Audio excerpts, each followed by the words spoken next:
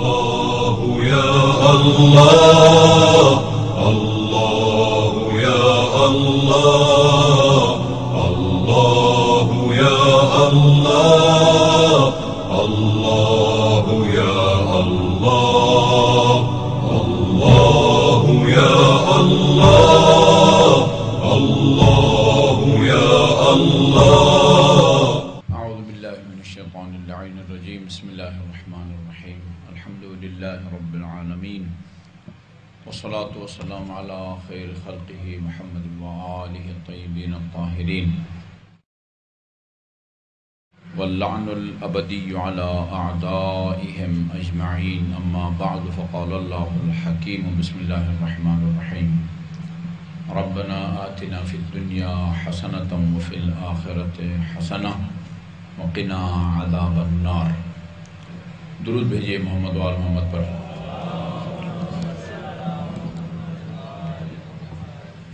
مومنین کرام، جیسے میرے برادر عزیز نے اعلان فرمایا، میرے مقالہ کا موضوع امیر المومنین علیہ الصلاۃ والسلام کی نظر اور نگاہ میں دنیا ہے. یہ بات علمی حلقوں میں بھی اور مومنین کے حلقوں میں بھی بہت مشہور ہے کہ امیر المومنین نے اپنے کلام میں، اپنی دعاؤں میں، خصوصاً نہج البلاغہ میں جتنی دنیا کی مذمت کی ہے، شاید کسی اور کے کلام میں آپ کو وہ مذمت نہ ملے. اس کا ہرگز یہ مطلب نہیں ہے کہ حضرت علی علیہ السلام یا اور ہمارے دینی پیشوا وہ ہمیں ترک دنیا کی ترغیب یا تعلیم دیتے ہوں. الہی ادیان اور آسمانی ادیان میں اسلام کو یہ امتیاز حاصل ہے کہ اس نے دنیا اور آخرت دونوں کو ساتھ ساتھ اور دوش بدوش رکھنے کا حکم دیا ہے. اسلام نے ترک دنیا کا حکم نہیں دیا، بلکہ امیر المومنین علیہ السلام کی خدمت میں آ کے ایک شخص نے شکایت کی تھی کہ یا امیر المومنین، میرے ایک بھائی نے شاید کسی عالم دین کی تقریر سنی ہے، ان کا موعظہ سنا ہے، اس دن سے وہ تارک الدنیا ہو گیا ہے، اس کو اپنے بیوی بچوں کی فکر نہیں ہے.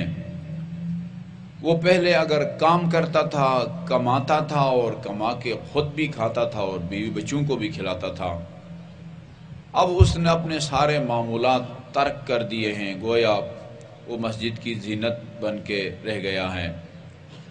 امیر المومنین علیہ السلام نے اس شخص کو لا کے اس کی سرزنش کی، اس کو ڈانٹا کہ یہ میں تمہارے بارے میں کیا سن رہا ہوں.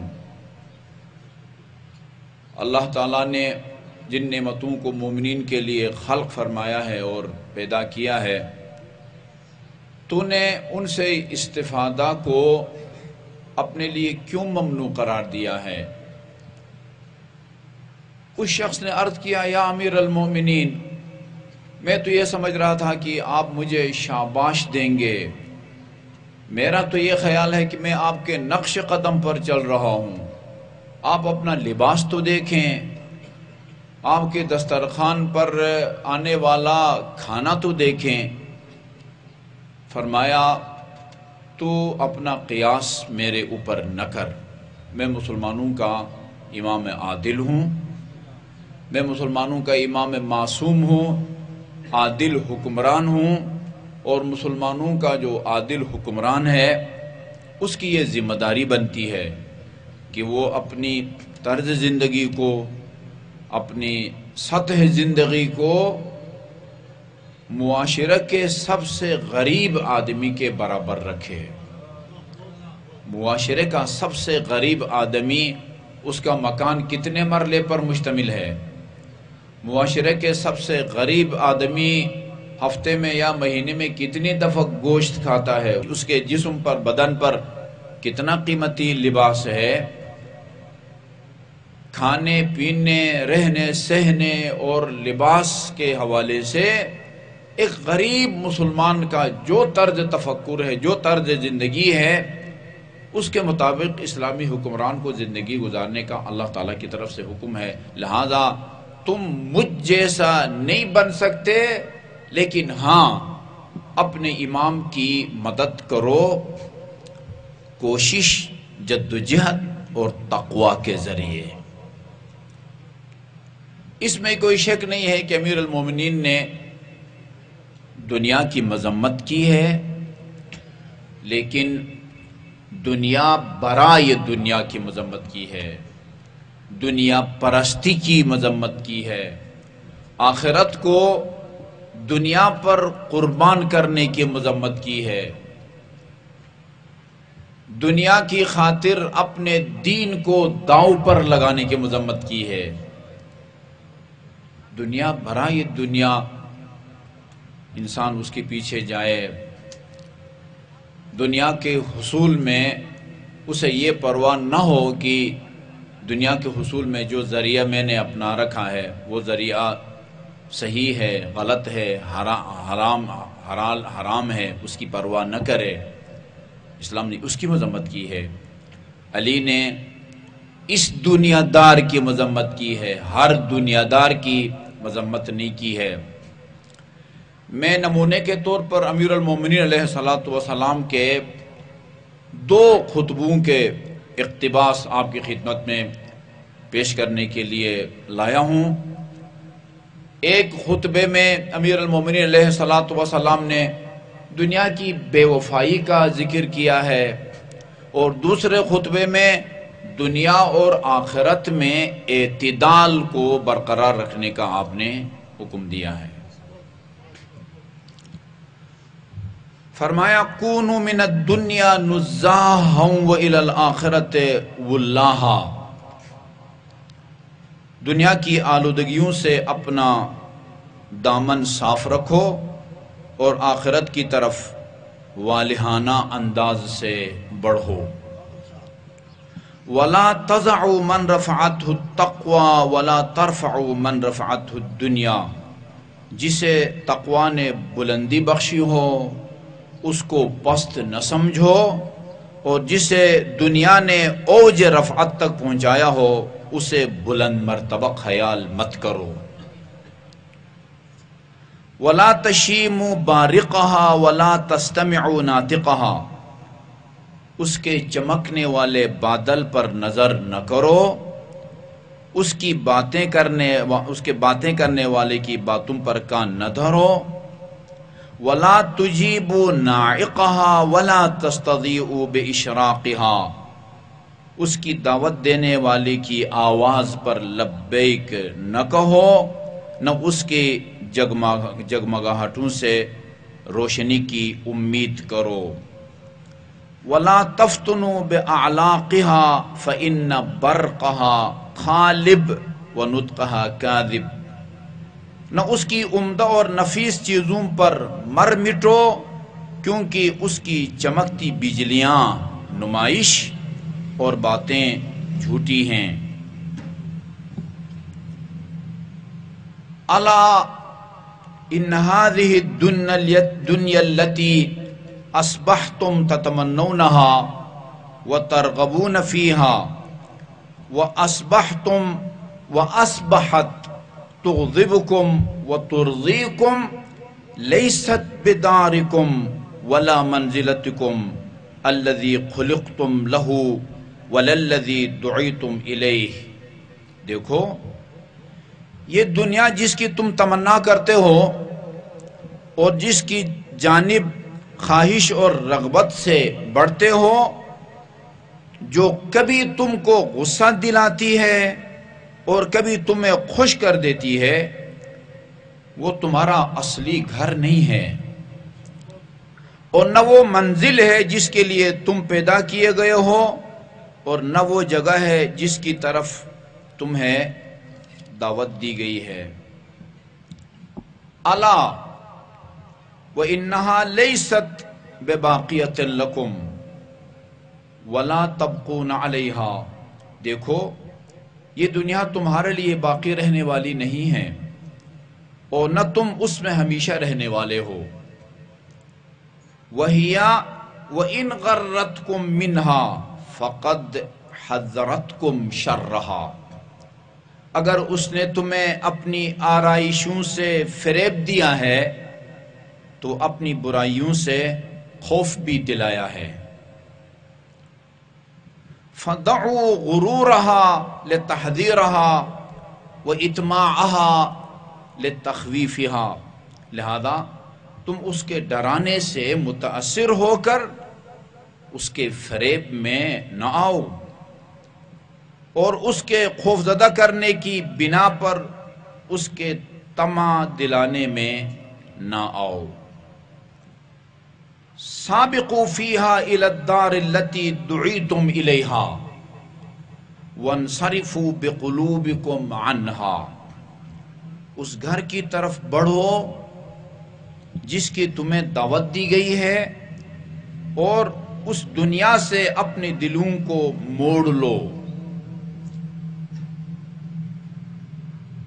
وَلَا يَخْنُنْ أَحَدُكُمْ خَنِينَ الْأَمَةِ عَلَى مَا ذُوِّيَ عَنْهُ مِنْهَا، اور تم میں سے کوئی شخص دنیا کی کسی چیز کے روک لیے جانے پر لونڈیوں کی طرح رونے نہ بیٹھ جائے۔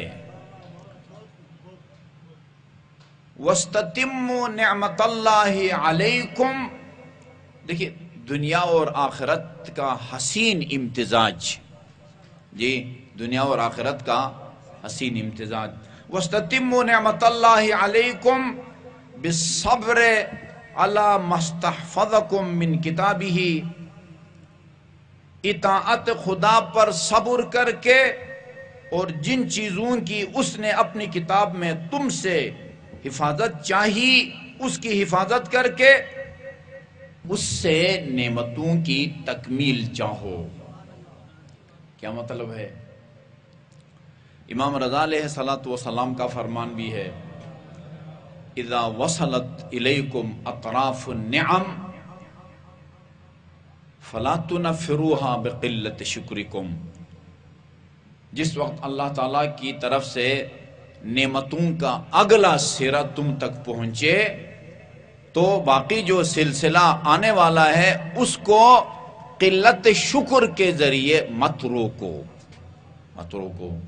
تم اگر چاہتے ہو کہ اللہ تعالیٰ کی نعمتوں کا اگلا سرا اگر مجھ تک پہنچا ہے، باقی سلسلہ بھی جاری رہے، جی وَلَئِن شَكَرْتُمْ لَأَزِيدَنَّكُمْ، اس کا وعدہ ہے کہ جو نعمتیں میں نے تمہیں دی ہیں ان کا اگر شکر ادا کرو گے تو میری طرف سے نعمتوں میں اضافہ ہوگا۔ اللہ کا فرمان، امام رضا کا فرمان، علی علیہ السلام کا فرمان، ان سب کا سرچشمہ ایک ہے۔ میں دوبارہ دہرا رہا ہوں، وَاسْتَتِمُّوا نِعْمَةَ اللَّهِ عَلَيْكُمْ بِالصَّبْرِ، اطاعت خدا پر صبر کر کے، اور جن چیزوں کی اس نے اپنی کتاب میں تم سے حفاظت چاہی ان کی حفاظت کر کے اس سے نعمتوں کی تکمیل چاہو۔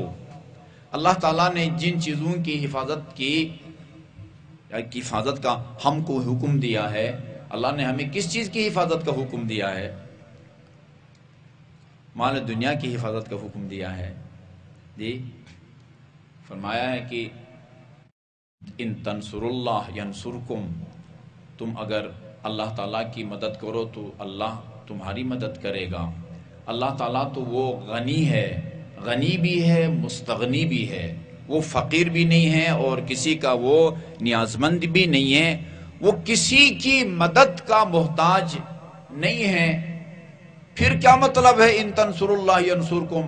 تم اللہ تعالیٰ کی مدد کرو، اللہ تمہاری مدد کرے گا۔ اللہ کی مدد کا مطلب اللہ کی طرف منسوب چیزیں، اللہ کے دین کی مدد ہے، اللہ کی دین کی عدد مدد کرو، اللہ نے وعدہ کر رکھا ہے کہ میں تمہاری مدد کروں گا اور پھر نعمتیں میں اپنی مکمل کروں گا۔ اس کے بعد فرمایا الا، یہ بڑا گہرا جملہ ہے، الا وَإِنَّهُ لَا يَضُرُّكُمْ تَضْيِيعُ شَيْءٍ مِّن دُنْيَاكُمْ بَعْدَ حِفْظِكُمْ قَائِمَةَ دِينِكُمْ۔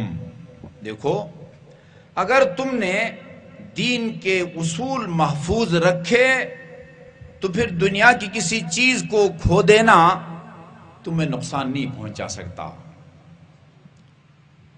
جی، تم نے اگر اپنے اصول دین کی پاسداری کر لی ہے تو پھر تمہیں کوئی اور چیز، دنیا کی کسی چیز کا کھو دینا، دنیا کی کسی چیز سے محرومی تمہیں نقصان نہیں پہنچا سکتی۔ امر بالمعروف اور نہی عن المنکر کے بارے میں امیر المومنین کا یہ فرمان بڑا مشہور ہے، فرمایا ان الامر بالمعروف والنہی عن المنکر لا یقربان من اجل۔ یہ آپ لوگ بھی مخاطب ہیں، آپ سے زیادہ ہم لوگ مخاطب ہیں جو بعض اوقات مصلحتوں کے شکار ہوتے ہیں، 10 دفعہ سوچتے ہیں کہ حق کی یہ بات کریں یا نہ کریں، سامعین کا ہماری بات پر کیا اثر ہوگا، بانیان مجلس پر ہماری باتوں کا کیا اثر ہوگا، 10 دفعہ سوچا جاتا ہے۔ ہم جیسے آدمیوں سے امیر المومنین کہتے ہیں کہ دیکھو ان الامر بالمعروف والنہی عن المنکر، یہ جو امر بالمعروف اور نہی عن المنکر ہے، نیکی کا حکم دینا اور برائی سے روکنا، لا یقربان من اجل، حق کی تلخ بات اگر کسی کو سناؤ گے یہ نہ سمجھو کہ وقت سے پہلے تمہیں موت آ جائے گی، نہیں آتی۔ یہ علی سے لکھ کے لے لو کہ وقت سے پہلے تمہیں موت نہیں آتی۔ وَلَا يَنْقُصَانِ مِنْ رِزْقٍ، لا يَنْقُصَانِ مِنْ رِزْقٍ، نہ تمہارے رزق روزی میں کوئی کمی آتی ہے۔ یہ میں نے وہ روایت پڑھی ہے کہ انسان جب مال حرام کی تلاش میں جاتا ہے تو وہ مال حلال اور رزق حلال جو خدا نے اس کی طرف سے اس کے لیے مقرر کر رکھا تھا اسے وہ محروم ہو جاتا ہے۔ میں نے میرے خیال میں گزشتہ سے پیوستہ جمعہ میں یہ روایت یا واقعہ سنایا تھا کہ کس طرح انسان مال حرام کی تلاش میں جانے کے نتیجے میں اس سے بہتر مال حلال سے محروم ہو جاتا ہے۔ امیر المومنین علیہ الصلوۃ والسلام اپنی سواری پر سوار ہو کے مسجد النبی میں نماز پڑھنے کے لیے تشریف لائے۔ مسجد کے گیٹ پر پہنچنے کے بعد سواری سے اترے اور اتر کے وہاں ایک صاحب کھڑے تھے، اس سے کہا کہ میں جب تک نماز پڑھ کے نہیں آتا تم میری اس سواری کو سنبھالو، اس کے لگام کو پکڑے رکھو کہیں یہ بھاگ نہ جائے۔ امیر المومنین نے اپنی سواری، بھئی کوئی عام مولوی صاحب، چودھری صاحب، ملک صاحب نہیں ہے جی، امیر المومنین ہیں، مسلمانوں کے امام ہیں، خلیفہ رسول ہیں جی، وہ اپنی سواری اس بندے خدا کے حوالے کر کے جاتے ہیں کہ بھئی اس کو ذرا سنبھالنا، میں نماز پڑھ کے نکلتا ہوں۔ امیر المومنین مسجد کے اندر گئے، اس بندے خدا نے امیر المومنین کی سواری جو بھی تھی، ہم گھوڑا فرض کر لیتے ہیں، اس کے لگام کو کھولا اور کھول کے گھوڑے کو وہیں رکھا اور بھاگ گیا۔ ایسے لوگ بھی تھے جو علی علیہ الصلوۃ والسلام کی سواری کے لگام چراتے تھے، وہ چلا گیا۔ امیر المومنین نماز سے فارغ ہو کے آئے، دیکھا سواری وہیں کھڑی ہے، وہ صاحب غائب ہیں، وہ رفو چکر جسے کہتے ہیں، امیر المومنین کے سواری سے لگام اتار کے غائب ہو گیا تھا۔ امیر المومنین علیہ الصلوۃ والسلام نماز پڑھ کے نکلے، اپنی جیب سے 2 درہم لے کے نکلے، تاکہ کوئی معاملہ طے تو نہیں پایا تھا کہ بھائی اس کی حفاظت کرو، میں تمہیں 2 درہم، 10 درہم، 20 درہم دوں گا، کوئی معاہدہ، کوئی ایگریمنٹ نہیں ہوا تھا۔ جیب سے 2 درہم نکال کے تشریف لائے باہر کی اس بندے خدا کو دوں، آخر اس نے ہماری سواری کی یا اس کی حفاظت کی ہے۔ دیکھا وہ غائب ہے۔ امیر المومنین نے اپنے غلام سے کہا کہ یہ 2 درہم یہ تو لے گیا ہے، یہ 2 درہم لے کے جاؤ اور بازار سے لگام خرید کے لے آؤ۔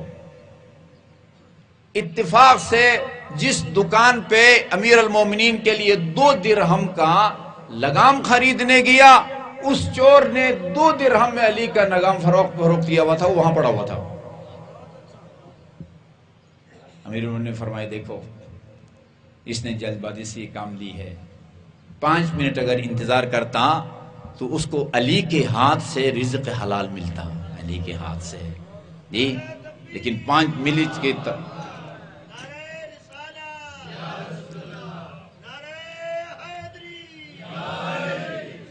یہ طے شدہ ہے کہ رزق حلال تقسیم شدہ ہے، اور وہ ذرا سی تاخیر کے نتیجے میں انسان دل برداشتہ ہو جاتا ہے اور جلدی میں رزق حرام کے پیچھے چلا جاتا ہے اور اس کے نتیجے میں رزق حلال سے محروم ہو جاتا ہے۔ جس طرح یہ علی کے ہاتھ کے 2 درہم سے محروم ہوا، اور کتنے درہم کمائے؟ 2 درہم، اور وہ حرام کے جی، وہ حرام کا لقمہ جس انسان کے حلق سے اترتا ہے اس کی دعا قبول نہیں ہوتی۔ یہ صادق آل محمد علیہ السلام کا فرمان بھی ہے، وَمَنْ أَرَادَ أَنْ يُسْتَجَابَ دَعْوَتُهُ، جو شخص یہ چاہتا ہے کہ میری دعا قبول ہو، فَلْيُطِبْ مَقْسَبَهُ وَمَطْعَمَهُ، اسے چاہیے کہ حلال ذریعے سے کمائے، اور جو کما کے لاتا ہے وہ خاتون خانہ کو بھی سمجھائے کہ میں اگر بازار سے گوشت خرید کے جی خونالود مرغ کی بوٹیاں لا کے اگر تمہیں دیتا ہوں تو اس کو قلیل پانی سے پاک کرنے کا کیا طریقہ ہے، کثیر پانی سے پاک کرنے کا کیا طریقہ ہے، جاری پانی سے پاک ہے۔ ایسا نہ ہو کہ لاشعوری میں وہ ناپاک سالن پکا کے خاتون خانہ دے، آپ 100% حلال کی کمائی سے لے کے آئے ہیں، لیکن وہ قصائی نے اس کو ذبح کیا ہے، ذبح کے دوران جو خون نکلا ہے اس سے اس کے ہاتھ آلودہ تھے، اسی سے اس نے کھال اتاری ہے، اور اسی سے آپ کی فرمائش کے مطابق کڑائی پیس 16 پیس بنا کے دیا ہے، ساری بوٹیاں ناپاک ہیں۔ اب اس کو لا کے ایک ٹپ میں خاتون خانہ ڈال دے اور یوں ہلا ہلا کے خون اور حل کر کے اس کو دیگچی میں ڈالے، ایک ایک بوٹی کو غوطہ نہ دے، ناپاک سالن پک کے تیار ہو جائے گا، خود بھی کھائے گی، میاں کو بھی کھلائے گی، عزیز بچوں کو بھی کھلائے گی، شاید گناہگار نہ ہوں، اس لیے کہ دانستہ طور پر جان کے حرام نہیں کھایا، لیکن اس کا جو ایک قدرتی اثر ہے یعنی دعا کا قبول نہ ہونا، جی اس سے آپ نہیں بچ سکتے۔ فرمایا امیر المومنین نے یاد رکھو یہ امر بالمعروف و نہی عن المنکر، اس کی وجہ سے تمہیں قبل از وقت موت نہیں آنے لگی۔ وَلَا يَنْقُصَانِ مِنْ رِزْقٍ، اور کس سے وعدہ لینا چاہتے ہو بھائی؟ علی تو وعدہ کر رہا ہے تمہارے ساتھ، کس سے وعدہ لینا چاہتے ہو؟ رزق، امر بالمعروف و نہی عن المنکر، لا ينقصان من رزق، یہ اپنے وہم خیال سے نکالو کہ اگر ہر خشک تر کو بیان کر کے اپنے سامعین کو بانیون کے اعتماد میں لوں گا تو بہت کماؤں گا، صحیح باتیں کروں گا تو کوئی مقبولیت نہیں ہوگی، کوئی نہیں پوچھے گا، جی کوئی نظر نیاز، یہ اللہ تعالیٰ پر بدبینی اور بدگمانی کا نتیجہ ہے، اللہ تعالیٰ سے پر بدگمانی کا نتیجہ ہے۔ لا ينقصان من رزق، اس سے تمہارے رزق روزی میں کوئی کمی نہیں آتی۔ اس لیے فرمایا بڑا قیمتی جملہ ہے، اس قابل ہے میں واحدی صاحب سے کہوں ایک زبردست بینر اس جملے کا بنوائیں اور لگائیں در و دیوار پر، الا انہ لا یضرکم تجزیع شیئا من دنیاکم بعد حفظکم قائمت دینکم، اگر تم نے دین کے اصول محفوظ رکھے، توحید پر حرف نہ آنے دیا، عدل الہی پر حرف نہ آنے دیا، نبوت پر حرف نہ آنے دیا، امامت پر حرف نہ آنے دیا، معاد پر حرف نہ آنے دیا، یہ بنیادی اصول ہیں کہ جن کا ابتدائی طور پر مدرسہ میں داخلہ لے کے کسی مستند استاد سے عقائد کی کتابیں پڑھ کے ان کا عقیدہ حاصل کرنا واجب ہے۔ اس کے علاوہ اور عقائد ہیں کہ جن کا انکار حرام ہے، محمد اور آل محمد کی شفاعت کا اقرار، معراج کا اقرار، قبر کا سوال، جنت دوزخ، اور بہت ساری عقائد کی باتیں ہیں، ان سب کو اگر تم نے اس کی پاسداری کی ہے، اگر تم نے دین کے اصول محفوظ رکھے، تو پھر دنیا کی کوئی چیز کو کھو دینا یہ تمہیں نقصان نہیں پہنچا سکتا. اور اللہ وَأَنَّهُ لَا يَنْفَعُكُمْ بَعْدَ تَضْيِيعِ دِينِكُمْ مَا حَافَظْتُمْ عَلَيْهِ مِنْ أَمْرِ دُنْيَاكُمْ.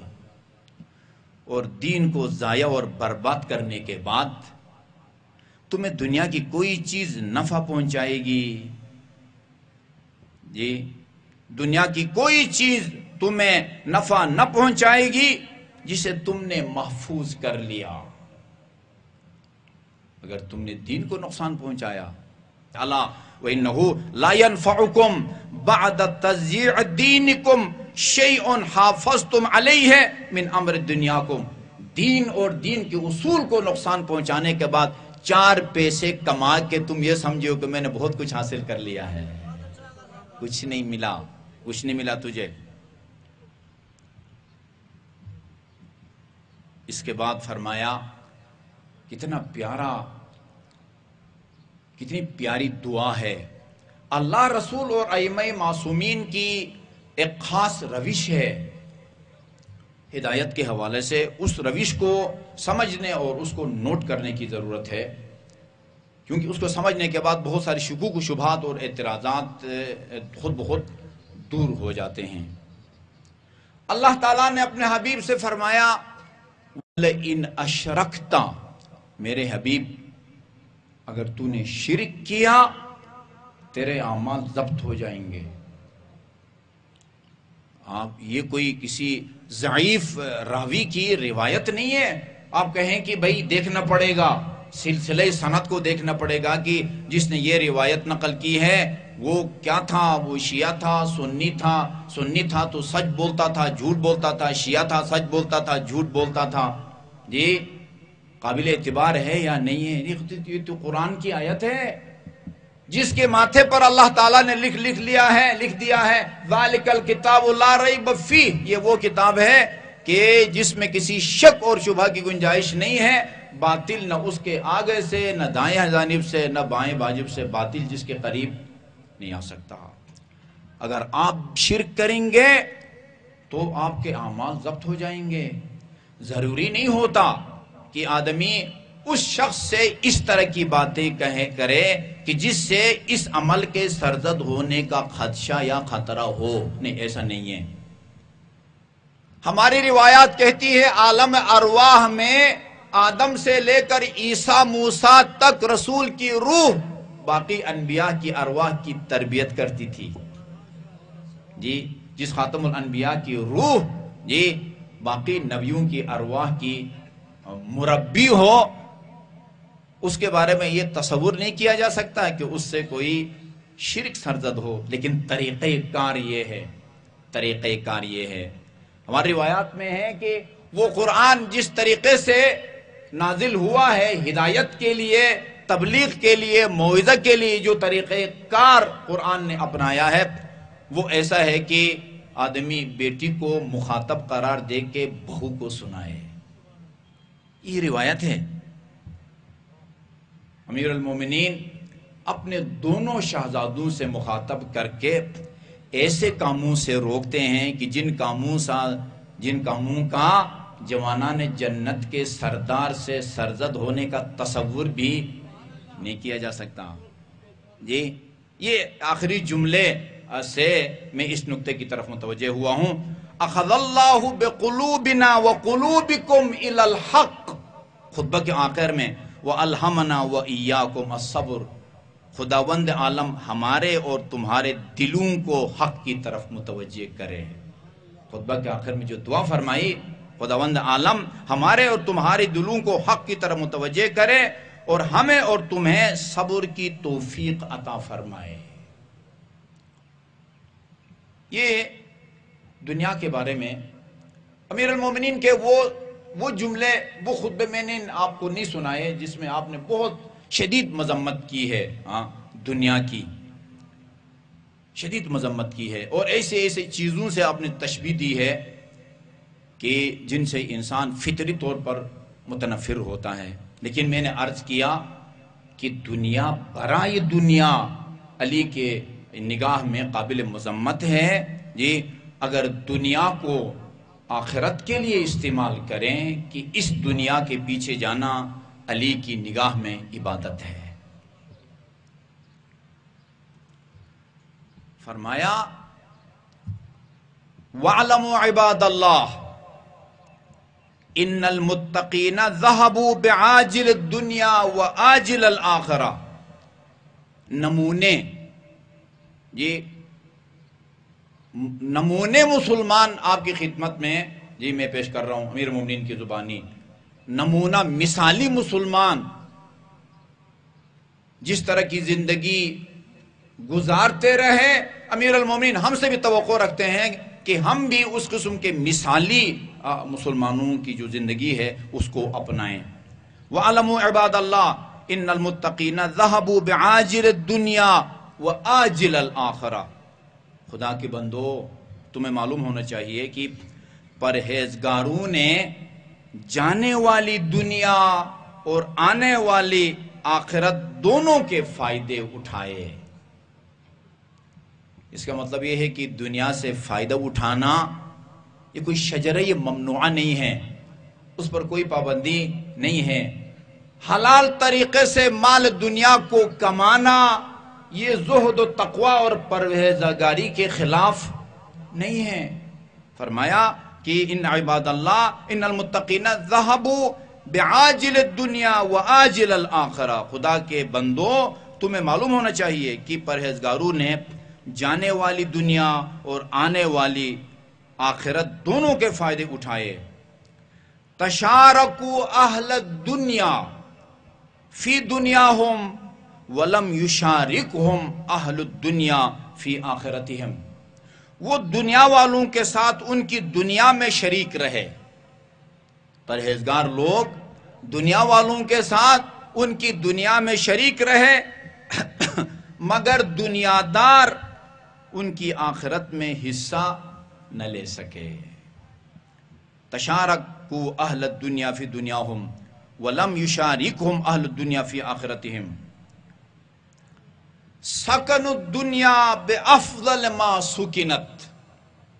دیکھیں کوئی پابندی نہیں ہے، حلال ذریعے سے کمائیں، کشادہ گھر بنائیں، گاڑی خریدیں، گاڑی میں اے سی بھی لگوائیں، ایک نہیں کئی گاڑیاں آپ خریدیں، قیمتی لباس بھی آپ پہنیں، سب کچھ کریں۔ سکن الدنیا بافضل ما سکنت وَأَكَلُوهَا بِأَفْضَلِ مَا أُكِلَتْ۔ وہ دنیا میں بہترین طریقے سے رہے اور اچھے سے اچھا کھایا۔ فَحَظُّوا مِنَ الدُّنْيَا بِمَا أَحْظَى بِهِ الْمُتْرَفُونَ۔ اور اس طرح وہ تمام چیزوں سے بہرمند رہے جو عیش پسند لوگوں کو حاصل تھی۔ دنیا میں عیش پسند لوگ، ان کے پاس کیا ہوتا ہے؟ ان کے پاس کھانے کے لیے گوشت ہوتا ہے، کھانے کے لیے روٹی ہوتی ہے، پھل ہوتا ہے، جی چلنے کے لیے گاڑیاں ہوتی ہیں، وہ باہر سفر کرتے ہیں، جی حلال طریقے سے کما کے جو گوشت وہ کھاتے ہیں آپ بھی کھائیں، کوئی ممانعت نہیں ہے۔ جس قسم کی گاڑیوں میں وہ سفر کرتے ہیں آپ بھی سفر کریں، کوئی ممانعت نہیں ہے۔ باہر آپ بھی جاتے ہیں، وہ بھی جاتے ہیں، آپ بھی جائیں۔ وہ باہر اگر گرمیوں میں چھٹیاں منانے اور پکنک کے لیے اپنے بچوں کو لے کے یورپ جاتے ہیں، میں ایسے مومنین کو جانتا ہوں ہر سال بلا ناغا عمرہ اور عتبات مقدسہ کی زیارت کے لیے جاتے ہیں۔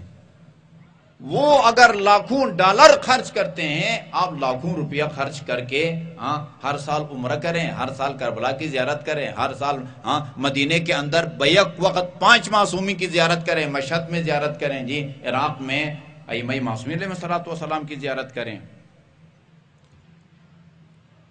سکن الدنیا بافضل ما سکنت واکلوها بافضل ما اکلت۔ وہ دنیا میں بہترین طریقے سے رہے اور اچھے سے اچھا کھایا۔ فحظوا من الدنیا بما احظى به المترفون۔ اور وہ اس طرح وہ تمام چیزیں ان تمام چیزوں سے بہرمند رہیں جو عیش پسند لوگوں کو حاصل تھی۔ یہ عجیب جملہ ہے امیر المومنین کا۔ اخذوا منها ما اخذہ الجبابرۃ المتکبرون. وہی میں نے عرض کیا جبابرہ متکبر لوگ کیا کرتے ہیں اس دنیا میں سے. البتہ دنیا یہ حرام کی بات نہیں ہو رہی، وہ ساتھ ساتھ اگر ناجائز عیش و عشرت کرتے ہیں، وہ شراب پیتے ہیں جی، اور وہ سرور اور رقص اور سرور کی محافل میں شرکت کرتے ہیں جی. متقی پرہیزگار ان محافل سے اور ان مجالس سے وہ پرہیز کرتے ہیں، اور وہ سب کچھ حاصل کیا جو سرکش اور متکبر لوگوں کو حاصل تھا، وہی کھانا، وہی پینا، وہی سواری. میں ایسے افراد کو جانتا ہوں کہ جن کی زندگی قابل رشک تھی، اب بھی ہے. اسلام آباد کے مہنگے سے مہنگے سیکٹروں میں کروڑوں روپے کے مکانات میں وہ رہ رہے ہیں. نماز شب کے وہ پابند ہیں، خمس اور زکوٰۃ کے وہ پابند ہیں جی. وہ ہر سال بیت اللہ جا کے عمرہ کرتے ہیں، وہ زیارات کرتے ہیں. قابل رشک ہے ان کی زندگی، قابل رشک. ایک دن جمعہ کے خطبے میں نے ایک مسئلہ بیان کیا، آپ بھی توجہ رکھیے، ہو سکتا ہے آپ کے لیے قابل استفادہ ہو، آپ بھی اس طرح کے حقوق کی ادائیگی پہ آمادہ ہو جائیں. میں نے ان سے کہا، خطبے میں یہ کہا کہ یہ جو کہتے ہیں کہ نابالغ آدمی مرفوع القلم ہوتا ہے، نابالغ آدمی مرفوع القلم ہوتا ہے، جو بچہ یا بچی ابھی بالغ نہیں ہوئے، کوئی کام ان پر واجب نہیں ہوتا، کوئی کام ان پر حرام نہیں ہوتا. اس کے مرفوع القلم ہونے کا مطلب یہی ہوتا ہے. لیکن حرام کام کو انجام دینے کے دو حکم ہیں. ایک حکم کو ہم مدارس کی زبان میں حکم تکلیفی کہتے ہیں، یعنی اس کام کو بجا لانا حرام ہے اور اس کام کی وجہ سے اس کو سزا ملے گی، اس کو حکم تکلیفی کہتے ہیں. کبھی اس کام کے نتیجے میں کسی کا مالی نقصان ہوتا ہے، اس نقصان کو پورا کرنا آپ کی ذمہ داری ہوتی ہے، اس کو حکم وضعی کہتے ہیں، حکم وضعی. ایک آدمی بالغ ہونے سے پہلے 11-12 سال کی عمر میں کسی کے باغ سے کوئی چوری کر کے آم کھا لے، انگور کھا لے، سیب کھا لے، وہ چونکہ نابالغ ہے، لہذا چوری کا جو گناہ ہوتا ہے اس سے وہ بچتا ہے، مگر بالغ ہونے کے بعد اس باغ کے مالک کا جو نقصان پہنچایا ہے اس نقصان کو پورا کرنا اس کی ذمہ داری بنتی ہے. جی میں نے یہ مسئلہ بیان کیا، وہ مرحوم اللہ تعالیٰ انہیں جنت نصیب فرمائے، وہ اسپیشل میرے گھر آئے، کہا کہ آغا صاحب آپ نے وہ جمعہ کے دن مسئلہ بیان کر کے مجھے مشکل میں ڈال دیا ہے. میں نے کہا کیا ہے، خیریت تو ہے؟ کہا میں ابھی چھوٹا تھا، کراچی میں ایک ولیمہ میں شرکت کے لیے میرے دوست کو کارڈ ملا تھا، میرے دوست کو ولیمہ میں شرکت کے لیے کارڈ ملا تھا، مجھے کارڈ نہیں ملا تھا، مجھ سے اس کے کوئی رشتہ داری نہیں تھی، میں دوست کے ساتھ چلا گیا اور ولیمہ کا کھانا کھا کے آ گیا ہوں جی، مالک کی اجازت کے بغیر. جی میں کیا کروں، مجھے نہیں معلوم وہ کھانا کتنے روپے کا ہوگا، مجھے نہیں معلوم کہ وہ ولیمہ کس کی طرف سے، وہ ولیمہ جس نے دیا وہ زندہ بھی تھا یا مرحوم ہو گیا، کیا کروں؟ دیکھیے اس کو کہتے ہیں تقوی، اس کو کہتے ہیں ذمہ داری. میں نے کہا بھائی اس کا حل موجود ہے. ٹھیک ہے جی، ایک رقم آپ نے کیا کھایا ہے، ایک پلیٹ چاول کا کھایا ہوگا، 2-4 بوٹیاں ہوں گی، آخر میں وہ سویٹ ڈش، اب کھیر ہے، حلوہ ہے، جو بھی ہے، ایک قیمت لگائیں زیادہ سے زیادہ. اگر آپ سمجھتے ہیں کہ 20 روپے کا ہوگا، 40-35 روپے اس کی قیمت لگائیں، معلوم کریں، اگر مالک مل جاتا ہے تو ٹھیک ہے، نہیں تو اس کی طرف سے اتنا پیسہ کسی غریب کو دے دیں، نیت یہ کریں کہ اس کا ثواب اس ولیمے والے کو مل جائے. بات ختم ہو گئی جی. بعض صاحبان ثروت کی زندگی وہ قابل رشک ہے، انہوں نے ائمہ معصومین کی ہدایات پر عمل کر کے دنیا اور آخرت دونوں کو جی شانہ بشانہ چلایا ہے. شب زندہ دار تھے, نماز شب وہ قضا نہیں کرتے تھے, اور ان کے زہد تقوی کا یہ عالم ہے. کروڑوں, پتہ نہیں شاید وہ ارب پتی تھے جن کو میں قریب سے جانتا ہوں. اسلام آباد میں اور بھی ایسے مومنین کو جانتا ہوں کہ جن کی مال دولت نے اور ثروت نے ان کو دین سے دور نہیں رکھا. مال دنیا ان کو دین سے دور. فیشن ہے کہ شاید وہ جیسے رسول خدا کے زمانے میں تھا, غریب ہی آپ کے پیروکار تھے, طنز کیا جاتا تھا کہ بھئی یہ غریب آدمی ہے, فقیر آدمی ہے, اس کی بات کون مانتا ہے. نہیں, قابل رشک زندگی ہوتی ہے. اس لیے امام سجاد علیہ السلام نے فرمایا لیس منا من ترک دنیا لآخرتہ, جو آخرت کی خاطر دنیا کو خیر بات کہہ دے. جیسے شروع میں عرض کیا, اپنی بیوی چونکہ خبر نہیں ہے اور وہ مسجد کا کبوتر بن کے رہ گیا ہے اور اپنی بیوی بچوں کی فکر نہ ہو, اس کے بارے میں فرمایا کہ اس کا ہم سے کوئی تعلق نہیں ہے. وَلَيْسَ مِنَّا مَنْ تَرَكَ آخِرَتَهُ لِلدُّنْيَا, اور جو دنیا کی خاطر آخرت کو خیر بات کر دے اس کا بھی ہم سے کوئی تعلق نہیں ہے. علی اور اولاد علی نے, علی اولاد علی کیا, اللہ تعالیٰ نے اپنے کلام پاک میں مال دنیا کی مذمت کی ہے, ضرور مذمت کی ہے, لیکن مال دنیا, برائے مال دنیا انسان کمائے, ناجائز طریقے سے کمائے جائے, وہ جتنی اس کی مذمت کی جائے کم ہے. لیکن اگر مال دنیا کو آخرت کے حصول کا ذریعہ بنائیں, کوئی پابندی نہیں ہے. کیسے پابندی نہیں ہے؟ لاکھوں روپیہ لے کے صاحبان ثروت آتے ہیں, مسجد کو دیتے ہیں, زلزلہ زدگان کو دیتے ہیں, سیلاب زدگان کو دیتے ہیں. وہ کراچی سے ٹیلی فون کرتے ہیں, افریقہ سے ٹیلی فون کرتے ہیں. وہاں مومنین کی کسی چیز کی ضرورت تو نہیں ہے, ٹیلی فون کرتے ہیں. افریقہ سے لوگ ٹیلی فون کرتے ہیں. صاحبان ثروت قابل رشک ہے ایسے مومنین کی زندگی جو حلال طریقے سے کمائیں اور اس کو حلال کاموں میں اور راہ خدا میں خرچ کرے. اللہ تعالیٰ کی بارگاہ میں دست دعا ہوں کہ وہ ہمیں رزق حلال کمانے اور پھر اس کو حلال راستوں پہ خرچ کرنے کی توفیق عطا فرمائے. وصلی اللہ علی محمد وآلہ الطیبین الطاہرین. اللہ یا اللہ, اللہ یا اللہ, اللہ یا اللہ, اللہ یا اللہ, اللہ یا اللہ, اللہ یا اللہ.